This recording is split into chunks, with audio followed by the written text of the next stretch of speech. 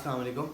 आज हम exercise 17.1 solve करेंगे 10th मैथमेटिक्स की, और उसके अंदर हमारे पास जो सबसे पहला क्वेश्चन है हम उसको देख लेते हैं। क्वेश्चन नंबर 1 कहता है right the following set in the tabular form. हम लोगों ने टेबुलर फॉर्म पढ़ी थी। टेबुलर फॉर्म क्या होती है कि किसी भी सेट्स को नंबर के फॉर्म में लिखना टेबुलर फॉर्म कहलाती है या रोस्टर फॉर्म कहलाती है। जिसमें सबसे पहला जो हमारे पास सेट है वो है a is equal to set of all integers between -3 to +3। मतलब अगर मैं यहाँ पे नंबर लाइन ड्रॉ करके आपको दिखाऊं तो मेरे पास बीच में होगा 0। अब ये कह रहे हैं -3 से लेके 3 तक के दरमियान आपके पास जितने भी इंटीजर्स आते हैं आपने उनका सेट बनाना है। अच्छा, यहाँ पे जो ये वर्ड बिटवीन है ना, बिटवीन का मतलब ये होता है कि -3 और 3 के दरमियान में।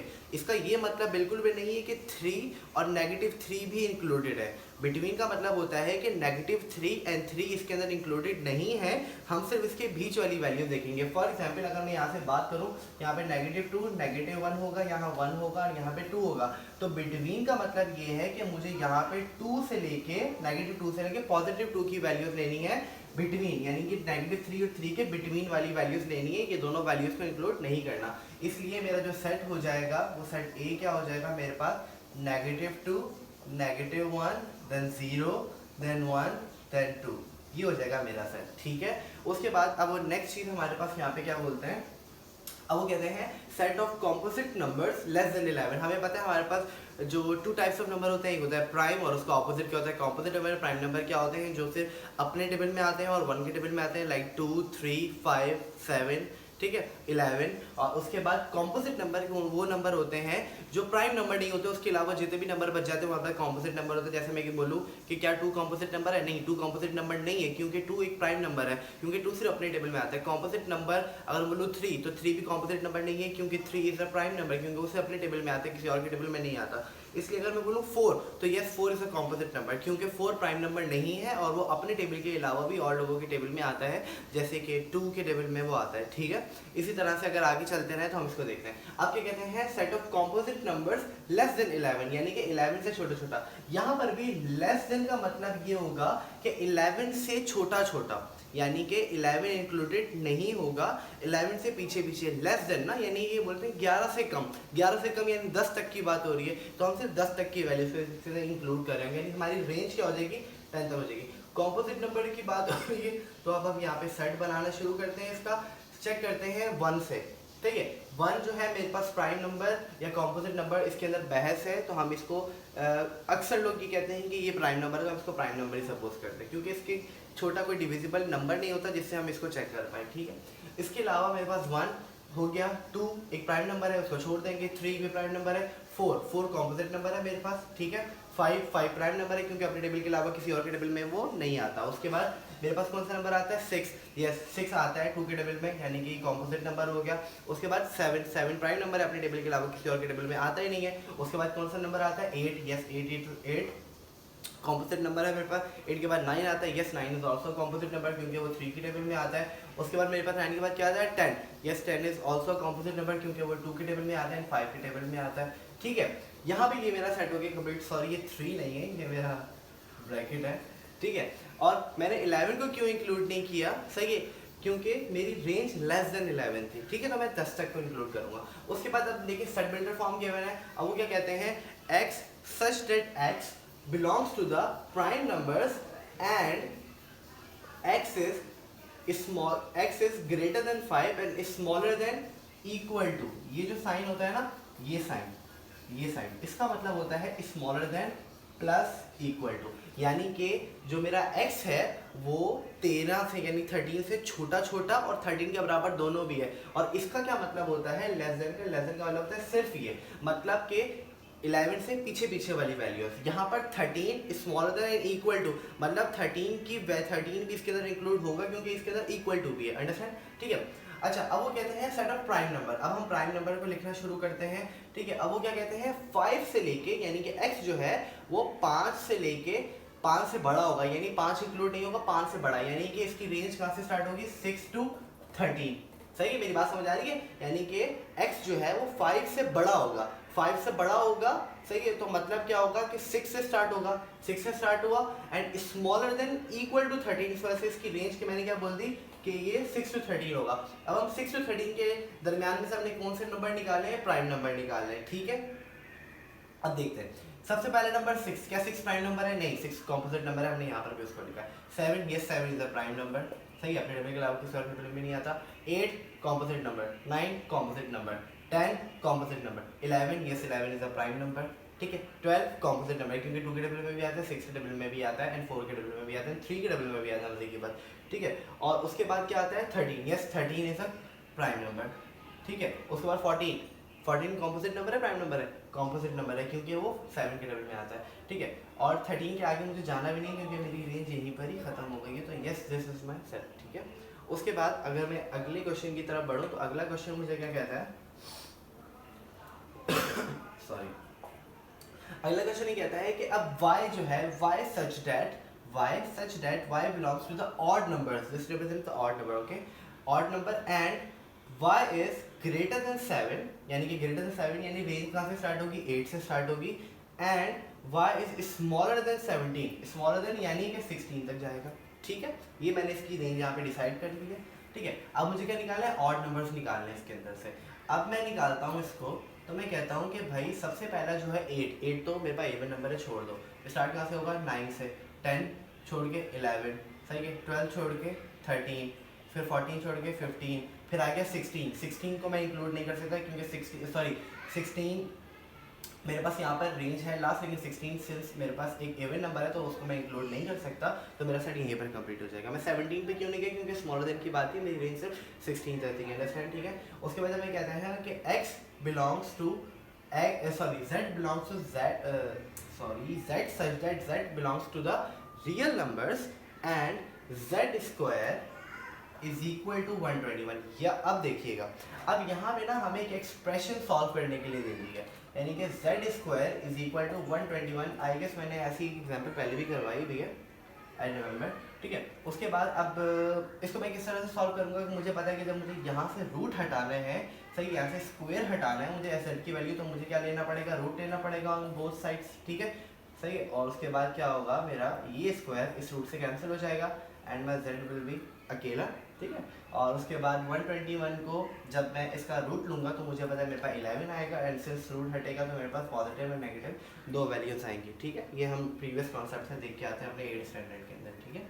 उसके बाद अगर मैं इसका सेट बनाऊँ तो मेरे पास अब 2 वैल्यूज का सेट बना है, एक बना है नेगेटिव 11, एक बना है पॉजिटिव 11, ठीक है, सही है। अच्छा, अब नेक्स्ट चीज़ क्या है, अब यहाँ पे जो Q है ना, Q का मतलब होता है, आप अपने पास लिख लीजिएगा, Q का मतलब होता है रैशनल नंबर, और ये Q मैंने सिंपल सा बनाया, और ये Q थोड़ा ना ऐसे करके बना हुआ था, मैं दिखा देता हूँ, ऐसे करके कुछ करके Q बना होता है थोड़ा, यानी कि डबल हुआ होगा, इसको बोलते हैं रैशनल नंबर, ठीक है।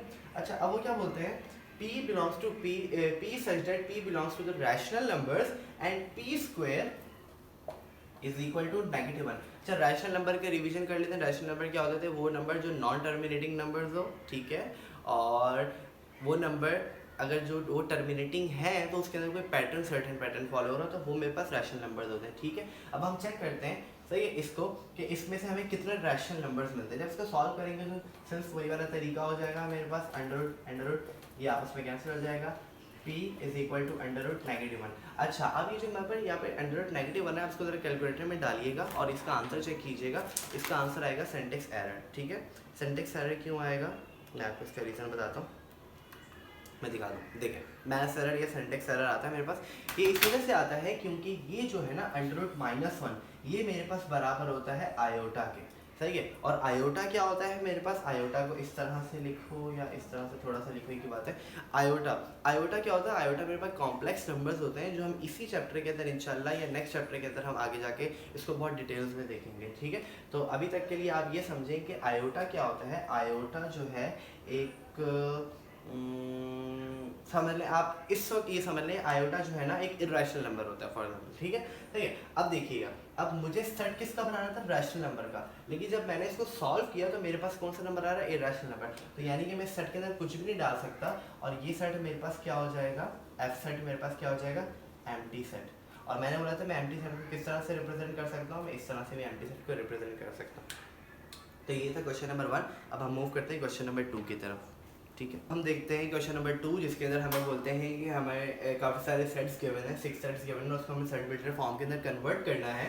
तो सबसे पहले जो सेट है वो देखते हैं। वो कहते हैं कि अच्छा सेट बिल्डर फॉर्म मैंने बताया था ना कि सेट बिल्डर फॉर्म के लिए जो बेसिक मेरे पास जो सिंबल्स होते हैं, मैं एक दफ़ा उसको यहाँ पे दोबारा राइट कर देता हूँ। ये पाइप कहते हैं सच दैट, ये होता है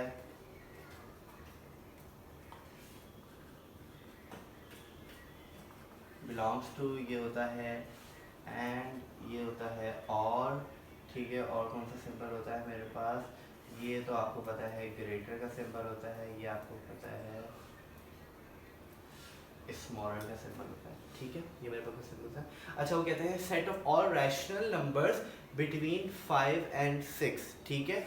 अब देखिए सबसे पहले जब भी हमें सेट बिल्डर फॉर्म बनानी होती है ना, तो हमें सेट बिल्डर फॉर्म के अंदर हमेशा सिर्फ दो चीज़ें देखनी होती हैं। एक के किस चीज़ की बात हो रही है, यानी किस टाइप ऑफ नंबर की बात हो रही है, किस ग्रुप ऑफ नंबर की बात हो रही है, ठीक है। और उसके बाद सेकंड चीज़ हमें देखना होता है कि उसकी रेंज कितनी गिवन है, ठीक है। अब देखें सबसे पहले मैं यही टेक्निक लेके चलूँगा। वो कहते हैं set of all rational numbers, यानी कि आपको पता चल गया रैशनल नंबर की बात हो रही है। और आपको ये चीज़ पता होनी चाहिए कि मैंने अभी बताया था कि रैशनल नंबर्स को हम किससे डोनेट करते हैं, हम उसको क्यू से डोनेट करते हैं, ठीक है। अब आपको ये चीज़ पता होनी चाहिए कि क्या कौन सा नंबर है उसको किससे डोनेट करेंगे, ठीक है। और यहाँ पे एक मुझे लिमिट गिवन है, क्या गिवन है, बिटवीन 5 and 6, ठीक है। तो मैं अपने सेट को लिखना स्टार्ट करता हूँ, ठीक है। मैं कहता हूँ x सच दैट x, ये आपको पता है कि बिल्कुल सेम रहता है, एंड बिलोंग्स टू भी हमेशा सेम रहता है। अच्छा अब ये जो x के सारे एलिमेंट है, यानी सेट के सारे एलिमेंट वो किससे बिलोंग कर रहे हैं, मेरे पास q से, यानी q क्या है, रैशनल नंबर है, मेरे पास रैशनल नंबर से बिलोंग कर रहा है। एंड अगर मेरे पास लिमिट गिवन है, एंड जो x है उसकी लिमिट क्या गिवन है, बिटवीन 5 and 6, मतलब कि 5 and 6 इंक्लूडेड नहीं है।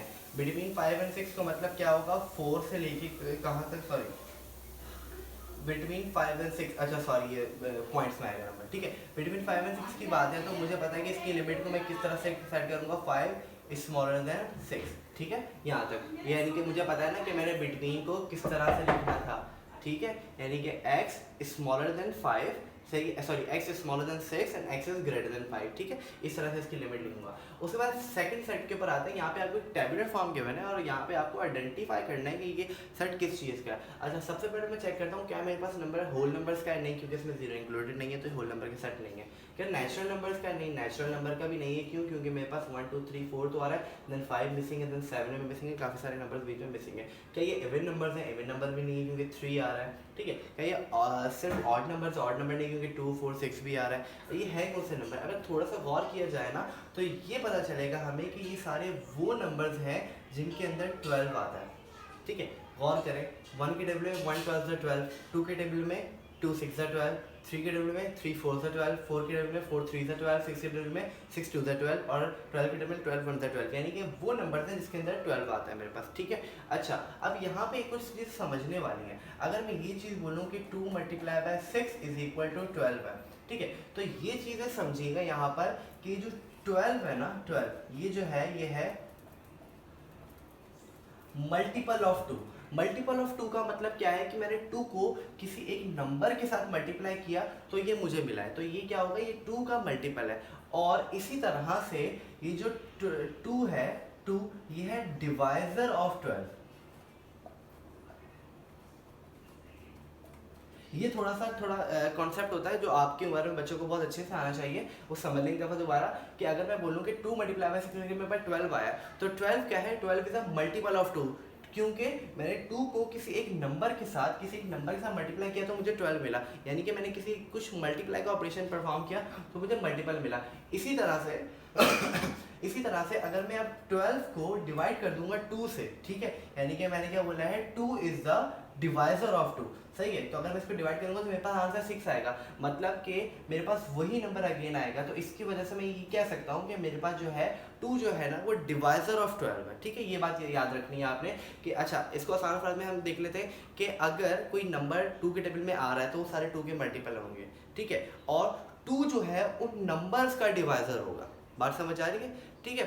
यानी कि 2 के टेबल में जितने भी नंबर्स आ रहे हैं वो 2 के मल्टीपल हैं, और वो नंबर जो हैं 2 जो होगा वो उनका डिवाइजर होगा। ये बात आपको आंसर समझ आ रही होगी, ठीक है। तो अब मैं इसको इस तरह से लिख सकता हूँ कि अगर यहाँ पे गौर कीजिएगा, यहाँ पर जो है ये सारे नंबर क्या हैं, ये सारे नंबर डिवाइजर और 12 है। क्यों?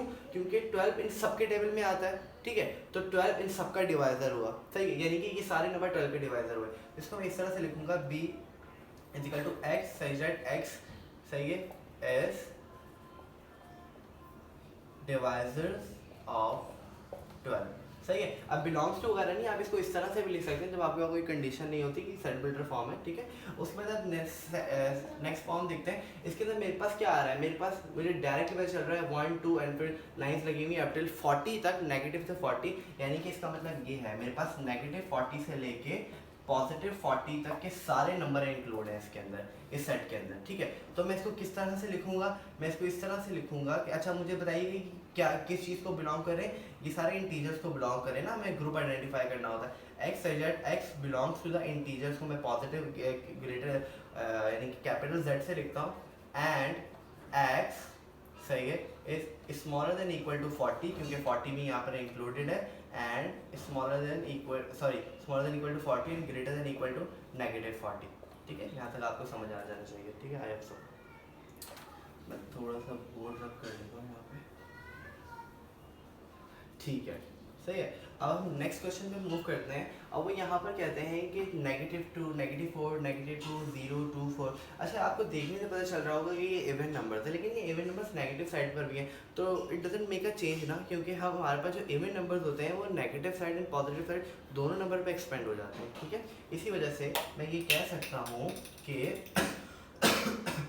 डी जो है belongs X Z X belongs to the x such that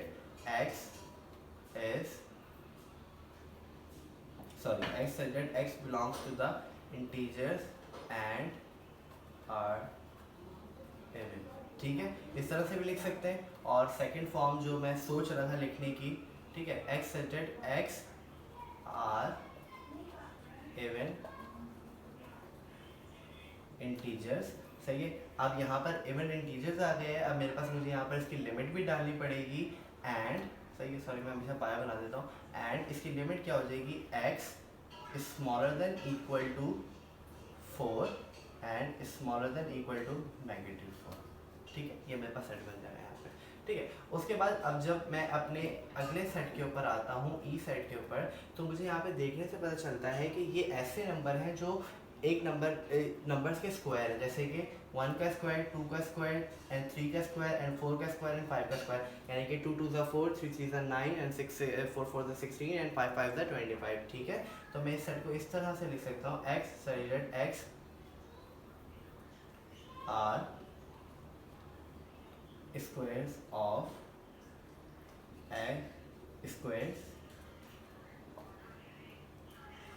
of x and x जो है वो है smaller than equal to 5 and greater than equal to 1, ठीक है। मतलब क्या है, जो मेरे x जो हैं वो सारे क्या है, स्क्वायर्स ऑफ x हैं, सही। और जो मेरे x जो है वो क्या है, स्मॉलर देन इक्वल टू 1 से लेके 5 तक है, ठीक है। अब अगर मैं नीचे आके देखूँ तो मेरे पास क्या है, -1 से, अगर मैं इसको नंबर लाइन पे ड्रॉ करूँ, -1 से पीछे के सारे नंबर यहाँ पे इंक्लूडेड हैं, लेकिन ये सारे नंबर क्या है, अगर गौर करें तो ऑड है, ठीक है। तो मैं इसको इस तरह से लिख सकता हूँ, f such that x belongs to the negative odd integers, क्योंकि ये सारे क्या हैं, ये नेगेटिव हैं, नेगेटिव साइड पर हैं, और ये क्या है, एक्सपेंड होते जा रहे हैं इनफाइनाइट टाइम्स तक, क्योंकि ये आगे रुकेंगे नहीं, फिर इसके बाद -11, -13 एंड -15 एंड -15 सो ऑन आगे आगे ही चलता रहेगा, ठीक है।